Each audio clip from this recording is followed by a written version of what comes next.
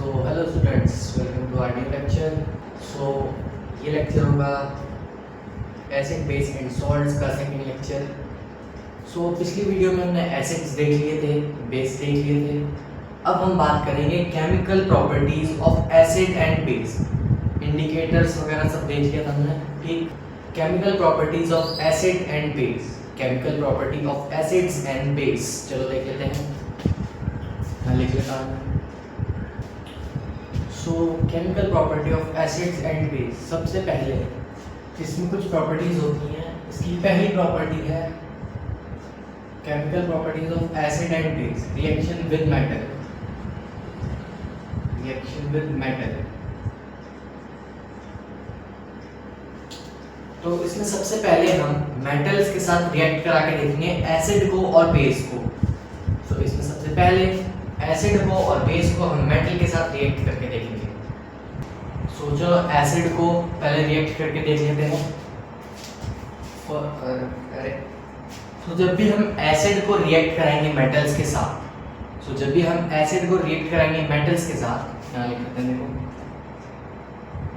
Acid plus metal,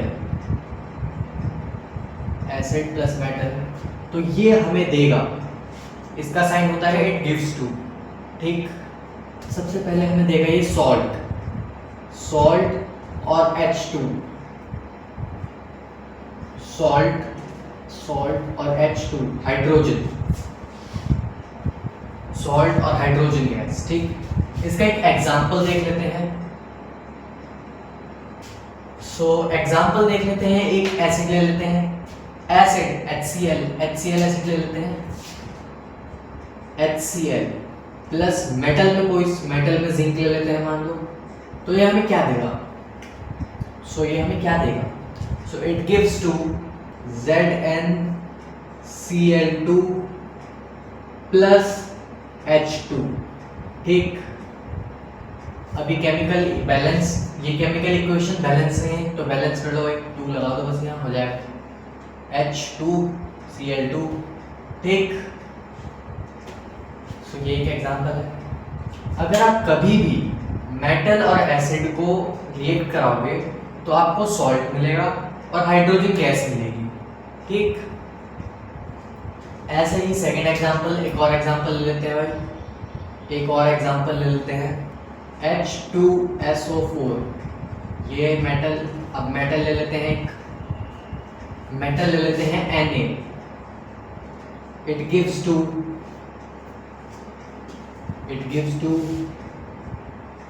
Na2SO4 plus H2। तो भाई ये बैलेंस नहीं है इक्वेशन, ये वाली, इसे आप बैलेंस कर लेना अपने आप, ठीक। देखो ये हम लेंगे, इसको हमने एसिड लिया, मेटल के साथ रिएक्ट कराया, इससे हमें ये मिला और साथ में हाइड्रोजन मिला, ये सॉल्ट है और ये हाइड्रोजन गैस है, ठीक। साइड में लिख सकते हो NODE। जो लेस रिएक्टिव मेटल्स होते हैं, वो एसिड के साथ रिएक्ट नहीं करते, जैसे कि गोल्ड हो गया, प्लेटिनियम हो गया, सिल्वर हो गया, ये लेस रिएक्टिव मेटल्स होते हैं, ठीक। तो आप किसी भी एसिड के साथ इन्हें रिएक्ट कराने की कोशिश करो, ये किसी के साथ भी रिएक्ट नहीं होंगे, ठीक। लिख लेते हैं भाई। अब भाई देख लेते हैं, एक एक्सेप्शनल केस है ये, नाइट्रिक एसिड का, नाइट्रिक एसिड जिसे हम HNO3 भी बोलते हैं, एक HNO3 nitric acid, HNO3 nitric acid. भाई नाइट्रिक एसिड को आप कभी भी किसी भी मेटल के साथ रिएक्ट कराओ, nitric acid plus, nitric acid एक मेटल है, इसको आप किसी भी एसिड के साथ रिएक्ट कराओ, नाइट्रिक एसिड, इसको आप किसी भी मेटल के साथ रिएक्ट कराओ, मेटल, ठीक। तो ये आपको सॉल्ट तो देगा, पर ये आपको हाइड्रोजन गैस देने की जगह ये आपको वाटर दे देगा, H2O, ठीक। तो ये एक एक्सेप्शनल केस है, आप इसको ध्यान में रखना।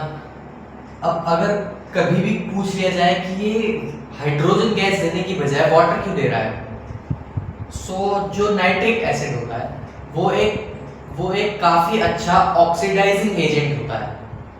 ऑक्सीडाइजिंग एजेंट क्या होता है? जो किसी भी मेटल को या किसी भी गैस को ऑक्सीडाइज कर दे। जैसे यहाँ पे हाइड्रोजन गैस है, हाइड्रोजन गैस को ऑक्सीडाइज कर दिया इसने, इसकी वजह से ये H2O दे रहा है। ठीक, अब इसमें ही एक और एक्सेप्शनल केस है, कि ये जो नाइट्रिक एसिड है, नाइट्रिक एसिड डॉट लगा के देते हैं HNO3 प्लस मेटल। ये जो नाइट्रिक एसिड है ये कुछ ही मेटल्स के साथ रिएक्ट करता है, ये सबके साथ रिएक्ट नहीं करता है। ये सिर्फ मैग्नीशियम और मैग्नीज के साथ रिएक्ट करता है, सिर्फ मैग्नीशियम और मैग्नीज के साथ रिएक्ट होता है। उसके साथ रिएक्ट करके ये देता है सॉल्ट प्लस वाटर। ठीक, ये कुछ ही मेटल्स के साथ रिएक्ट होता है। एक्सेप्शनल है ये भी। नाइट्रिक एसिड के दो एक्सेप्शनल है कि पहला, ये आपको सॉल्ट तो देता है पर साथ ही में वाटर देता है। ठीक, दूसरा एक्सेप्शनल केस है कि ये सबके साथ रिएक्ट नहीं होता है, ये सिर्फ मैग्नीशियम और मैग्नीज के साथ रिएक्ट होता है। ठीक, ये वाली चीज हो गई। अब हम आ जाते हैं बेस पे। अभी तो बात की थी हमने एसिड की, अब आ जाते हैं बेस पे। Base react with metal. So देखो, base plus metal it gives ये भी सेम है, ये भी आपको सॉल्ट देगा और वाटर देगा। ठीक, सो सर जब इसमें हाइड्रोजन गैस, सॉरी वाटर नहीं, हाइड्रोजन। सो सर जब इसमें भी हमें वाटर मिल रहा है और सॉल्ट मिल रहा है, तो बेस में, जब एसिड में भी हमें यही मिल रहा था, बेस में भी यही मिल रहा है, तो हम बेस के साथ रिएक्ट क्यों करवाएं या फिर एसिड के साथ रिएक्ट क्यों करवाएं? किसी भी एक के साथ रिएक्ट कराओ, मिलना तो हमें सॉल्ट और वाटर ही है। सो एसिड में क्या है कि एसिड आप किसी के साथ भी रिएक्ट करा दो। आप एसिड लो, कोई सा भी एसिड उठाओ, कोई सा भी मेटल उठाओ, रिएक्ट कराओ, आपको मिल जाएगा सॉल्ट और वाटर। बट बेस में ये वाली चीज नहीं है। जो बेस होता है वो कुछ ही मेटल्स के साथ रिएक्ट करके ये चीजें देता है। जो बेस होता है वो कुछ ही मेटल्स के साथ रिएक्ट करता है, और कुछ ही बेस होते हैं जो रिएक्ट होते हैं। जैसे कि कुछ ही बेस होते हैं। ठीक, जैसे कि एग्जांपल देख लो इसका, एग्जांपल देख लो भाई, NaOH प्लस Al। एक बेस लेते हैं हम NaOH,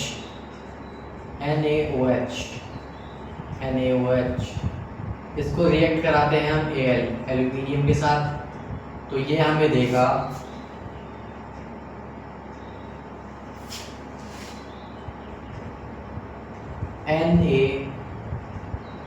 AlO2 plus hydrogen gas. ठीक, तो ये हमें मिलेगा। सेकेंड एग्जांपल देख लो भाई, इसको एल्यूमिनियम की जगह जिंक से कराते हैं। अगर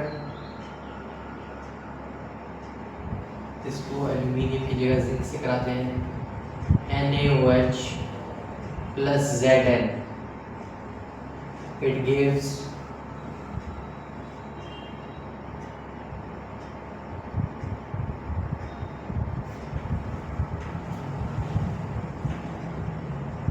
Na2 Zn O2 plus H2। ठीक, ये मिलेगा। तो NaAl O2, इसका नाम देख लो भाई, इसका नाम क्या होता है? इसका नाम होता है सोडियम एल्यूमिनेट। इसका नाम होता है भाई सोडियम एल्यूमिनेट। सोडियम एल्यूमिनेट, ठीक। इसका नाम देख लो भाई Na2ZnO2। इसका नाम होता है भाई, इसका नाम होता है सोडियम जिंकेट। इसका नाम होता है भाई सोडियम जिंकेट, सोडियम जिंकेट। सो भाई इन दोनों के नाम मैंने इसलिए बता दिए क्योंकि ये कुछ अलग से ही नाम है और बड़ा सा नाम है, ठीक। शायद आपने पहले सुना हो, नहीं सुना, इसीलिए बता दिया मैंने कि शायद आपने ना सुना हो, शायद सुना हो, शायद ना सुना हो। सो पता नहीं, बाकी तो ये तो नॉर्मल नेम है, ये तो आपने 9th में याद कर ही लिए होंगे या पढ़ लिया होगा इनके बारे में। इनके बारे में शायद नहीं पढ़ा होगा, ठीक। तो ये हो गया, रिएक्ट करा दिया हमने एसिड को बेस के साथ, और रिएक्ट करा दिया हमने मेटल को एसिड के साथ भी, बेस के साथ भी, ठीक। अब आपको कैसे पता चलेगा कि हाइड्रोजन गैस ही निकल रही है? आपको कैसे पता चलेगा कि हाइड्रोजन गैस ही निकल रही है रिएक्ट कराने पर, ठीक। सो आपको कैसे पता चलेगा कि हाइड्रोजन गैस निकल रही है? और ये कंफर्म करना भी जरूरी है कि हाइड्रोजन गैस ही निकल रही है या नहीं, क्योंकि आगे जो रिएक्शंस होंगी उनमें पता लगाना, उनमें अलग गैसेस निकलेंगी। सो पता चलना चाहिए ना कि गैस कौन सी है कौन सी नहीं। तो उसे चेक करने के लिए हम बोलते हैं testing of pop sound, testing of hydrogen gas. So एक होता है testing of hydrogen gas, testing of hydrogen gas, ठीक। इसकी मैं एक एनिमेटेड वीडियो डाल देता हूँ, आप देख लेना।